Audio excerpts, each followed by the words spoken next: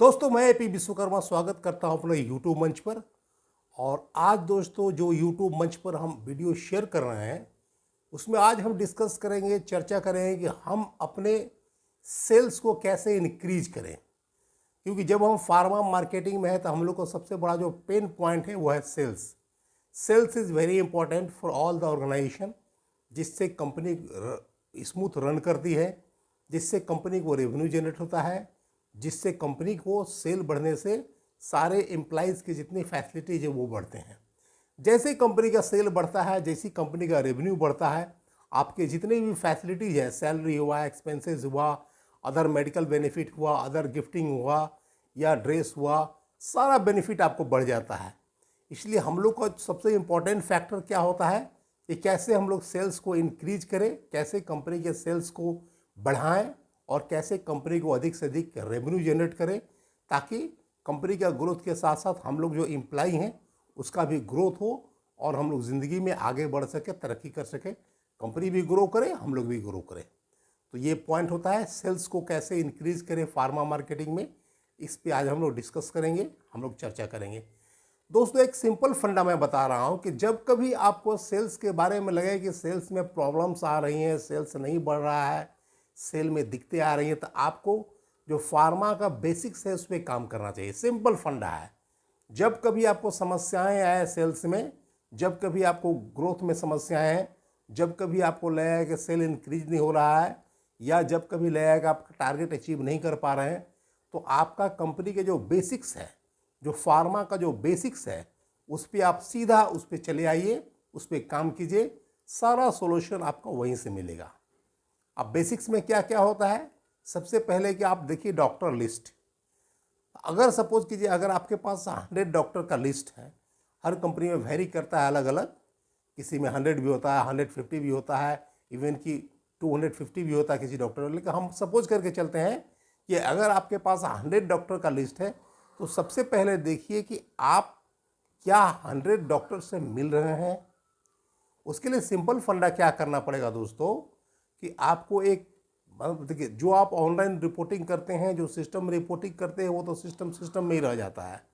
आप एक सिंपल एक अपना अलग से कॉपी बनाइए जिसमें डॉक्टर का नाम लिखिए और सामने में उसका जो 12 महीना होता है, अप्रैल से लेकर के मार्च तक जो है 12 महीने का कॉलम बनाइए, एक एक कॉलम। तो सपोज कीजिए अगर डॉक्टर XYZ है, उससे अगर अप्रैल में मिलते हैं अगर हम 5 तारीख को, तो 5 लिख दिए। फिर अप्रैल में मिलते हैं 20 तारीख, तो 20 उसमें मेंशन कर दिए। इस तरह से मई में हुआ, जून में हुआ, जुलाई में हुआ। तो एक आप ट्रैक रिकॉर्ड बनाइए, देखिए कि उसमें क्या, आपको किसी को शो नहीं करना है, किसी को दिखाना नहीं है। आप खुद एनालिसिस कर सकते हैं कि हम किस डॉक्टर से कितना दिन के बाद मिलते हैं और कितना डॉक्टर मिसिंग करते हैं, कितना डॉक्टर से नहीं मिल पाते हैं। दोस्तों यकीनन आपको बहुत सारा सॉल्यूशन यहाँ से मिलेगा आपको, क्योंकि जब आप एनालिसिस कीजिएगा तब पता चला कि आपको 100 में पता चला कि आप 60 डॉक्टर से मिले ही नहीं हैं, 50 डॉक्टर से मिले ही नहीं हैं। अगर मिले भी हैं तो अनप्लान्ड वे में, कभी 2 महीना बाद मिले हैं, कभी 3 महीना बाद मिले हैं, कभी मिले हैं 1 तारीख को मिले हैं तो फिर अगला महीना में 30 तारीख को मिले हैं। फिर मतलब इस तरह से देखिएगा तो 60 डेज का गैप हो जाएगा। आपको एक बराबर इंटरवल में मिलना है। जब आप डॉक्टर से मिलते हैं तो एक सेम इंटरवल पर मिलना है। जिस डॉक्टर से आप वीकली मिलते हैं वीकली मिलिए, जिस डॉक्टर से आप 15 दिन पे मिलते हैं 15 दिन पे मिलिए, जिससे आप 21 दिन पे मिलते हैं 21 दिन पे मिलिए, जिससे आप अगर 30 दिन पे मिलते हैं 30 दिन पे मिलिए। माने जो इंटरवल है वो बराबर होना चाहिए, ये बात याद रखिए। तो आपको सिंपली क्या करना है, आपको एक डॉक्टर्स का नाम लिखना है, साथ में 12 मंथ का कॉलम बनाना है उसमें। इस तरह से आपका 100 डॉक्टर्स का बना लीजिए। तो आपका जो भी ऑनलाइन वाला रिपोर्टिंग में क्या होता है कि आपको बहुत सारा सिचुएशन के अनुसार रिपोर्ट करना पड़ेगा, जो वहाँ आएगा वहीं रिपोर्ट करना पड़ेगा, उसको आप उतना मॉनिटर नहीं देख पाते हैं, उसमें कुछ सही गलत होते रहता है। लेकिन अपने एक सेल्फ एनालिसिस के लिए आपको ये काम करना पड़ेगा।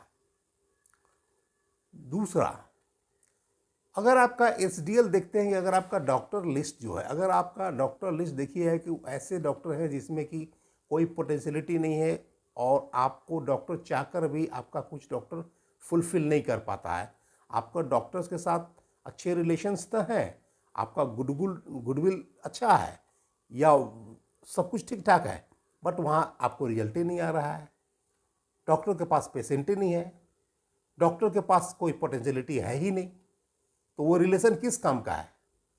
तो आप याद रखिए कि जिस तरह का अगर आपको डॉक्टर्स का लिस्ट है, अगर उसमें अगर दम नहीं है, अगर कोई डॉक्टर से हम चाहते हैं कि मेरा महीना में 25-30 हज़ार का लिखे, पता चला कि डॉक्टर को पेशेंट ही नहीं है, पता चला कि महीना में पता चला कि डेली 1-8 पेशेंट है, वो भी डॉक्टर किसी के साथ बुकिंग है, क्या है, दिस दैट है, तो आपको एक पोटेंशियलिटी हो, जिसमें नंबर ऑफ पेशेंट हो, जिसमें दमदार लिखने की क्षमता हो, आप उस तरह के डॉक्टर्स को भी रखिए।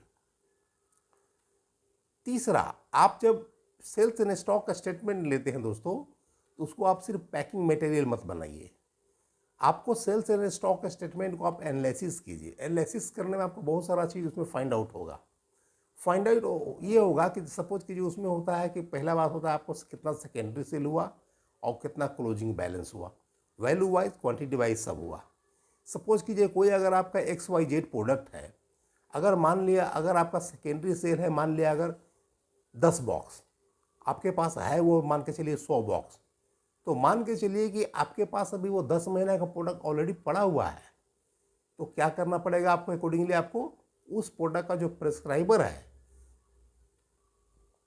वो कहीं ना कहीं आपको या तो लूज कर रहे हैं, या तो आपका प्रिस्क्राइबर नहीं है, या कुछ ना कुछ समस्याएं हैं, तभी तो उतना पड़ा हुआ है। तो आपको आप जब जाते हैं तो देखिए उसमें एनालिसिस कीजिए कौन सा प्रोडक्ट कितना पड़ा हुआ है, और आपको 10 महीना ऑर्डर भी नहीं बनेगा। तो इस तरह से देखना है क्या आपका सेकेंडरी है, क्या ये है, माने 1:1 का रेशियो होना चाहिए। मान के चलिए अगर आपका कोई अगर 10 बॉक्स का सेकेंडरी सेल है, तो आपका क्लोजिंग बैलेंस भी 10 बॉक्स होना चाहिए, ताकि उसको आप उतना फिर से गुड्स दे सकें और आपका मार्केट में ऊर्जा बाउंस ना हो, मार्केट में ऊर्जा सफर ना हो।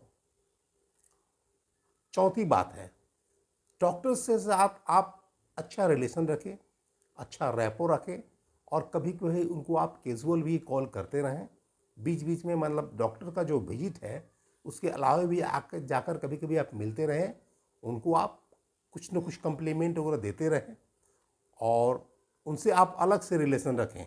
कभी कभी मैंने डॉक्टर्स कॉल के अलावा जो लेजर टाइम होता है, खाली समय होता है, उसमें भी आप मिलने का प्रयास करें, उससे अलग तरह का आपका रिलेशन डेवलप होगा और आपको सेल्स जनरेट करने में आसानी होगी। नंबर 5, आप डॉक्टर से डिमांड जरूर करें प्रिस्क्रिप्शन का।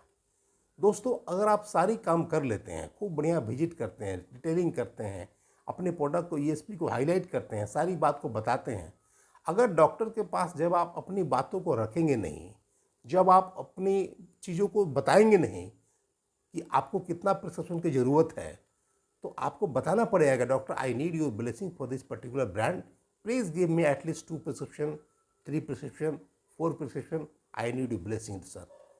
तो आपको बताना, स्पेसिफाई करके बताना पड़ेगा कि आपको डॉक्टर के पास कितना आपको ज़रूरत है। अगर आप मान ले बोलिएगा कि हमको डेली 4 प्रिस्क्रिप्शन की ज़रूरत है, कि हो सकता है 2 प्रिस्क्रिप्शन लिखे। अगर बोलिएगा हमको डेली 3 प्रिस्क्रिप्शन की जरूरत, हो सकता है कि डेली 2 प्रिस्क्रिप्शन लिखे। तो आपको वहाँ पे स्पेसिफाई करना पड़ेगा, आपको बताना पड़ेगा डॉक्टर को आपको क्या ज़रूरत है, कितना ज़रूरत है, क्योंकि जब तक आप डॉक्टर को नहीं स्पेसिफाई कीजिएगा, नहीं बताइएगा, डॉक्टर को ले आएगा बहुत लिखना है, इसका तो काम चल रहा है, इसमें तो कोई सेल में कोई समस्या नहीं है। तो आपको वहाँ पे बात को बताना पड़ेगा, डिमांड करना पड़ेगा। नंबर 6, दोस्तों आप हमेशा बार बार बोलते हैं पर्सनल ऑर्डर बुकिंग का आप जरूर सहारा लीजिए, क्योंकि जो दिखता है मार्केट में वही बिकता है दोस्तों। तो कहने का मतलब जब आप डॉक्टर के पास जाते हैं, बगल में केमिस्ट के पास जाते हैं, तो अगर आप ये सोचते हैं कि डॉक्टर लिखेगा तो केमिस्ट ले आएगा, वो ज़माना नहीं है दोस्तों, वो समय बदल गया, सब कुछ ये चीज़ें बदल गई। पहले तो होता था कि अगर आप डॉक्टर्स अगर कोई प्रोडक्ट लिख दिए, प्रिस्क्राइब कर दिए, अगर आपको केमिस्ट के पास इन्फॉर्मेशन दे दिए हैं, उसके पास स्टॉक पॉइंट का नाम लिख दिए हैं, उसका कॉपी में सब कुछ लिख दिए हैं, तो कहीं से कहीं ढूंढ ढांड के ले आता था, वो माल बेचता था। लेकिन अब वो समय बदल गया, अब कोई आपको केमिस्ट नहीं ढूंढने जाएगा, आपका स्टॉकिस्ट। हो सकता है स्टॉकिस्ट आपका 2 किलोमीटर दूर हो, 5 किलोमीटर दूर हो, 10 किलोमीटर दूर हो, कौन जानता है, तो आपका उस परिस्थिति में नहीं लेने जाएगा। तो आपको करना क्या है कि अगल बगल जो एरिया में जो सेमी स्टॉकिस्ट है वहाँ अवेलेबल करना है, या नहीं तो डॉक्टर के पास कम से कम अपना एक बॉक्स, 5 स्ट्रिप, 2 स्ट्रिप, जितना मिनिमम क्वांटिटी कम हो सके आप वहाँ पे ज़रूर अवेलेबिलिटी कीजिए, क्योंकि जो चीज़ अवेलेबल रहेगा वही बिकेगा दोस्तों। इसको आप इनकार नहीं कर सकते हैं, आप इससे आप रिफ्यूज़ नहीं कर सकते हैं। जो दिखता है वही बिकता है। इसलिए आप ज़रूर डॉक्टर के पास बगल में कुछ ना कुछ ज़रूर अपने लेवल से अवेलेबल कीजिए। हाँ, जब उसको हैबिट डेवलप हो जाएगा, जब हमेशा प्रिस्क्रिप्शन जब फ्लो में आ जाएगा, तो वो खुद ब खुद जो केमिस्ट है बगल का, वो जो सिस्टम में आ जाएगा तो खुद ब खुद कहीं ना कहीं मंगाएगा, अपना अरेंज करेगा, अपना व्यवस्था लगाएगा, फिर आपको उतनी परेशानी नहीं है। लेकिन आपको पीओबी हमेशा करना है। पीओबी इज एक हैबिट, यहाँ पे आपको हैबिट डेवलप करना है दोस्तों। तो यही बेसिक्स है दोस्तों। यहाँ पे जब काम कीजिएगा तो आपको रिजल्ट मैंडेटरी आना है। बाकी आपका अच्छे से डिटेलिंग करना है, अपने यूएसपी को हाईलाइट करना है, अपने प्रोडक्ट को बार बार बोलना है, अपना प्रिस्क्रिप्शन को डिमांड करना है, पीओबी करना है, ये सारी बात तो बता ही दिए। तो इस तरह कीजिएगा तो आपका सेल्स इंक्रीज करेगा, टारगेट अचीव करने में ईजी होगा। और हमेशा याद रखिए, जब कभी समस्याएं हो तो आप जो फार्मा का बेसिक्स है उस पर चले जाइए, आपको सारा सॉल्यूशन आपको वहीं से मिल जाएगा। दोस्तों, आई होप आपको वीडियो अच्छा लगा होगा। अगर वीडियो अच्छा लगा तो लाइक करें, शेयर करें, चैनल को सब्सक्राइब करें। तो आज के वीडियो में इतना ही, मिलते हैं अगले वीडियो में। तब तक के लिए thanks for watching this video.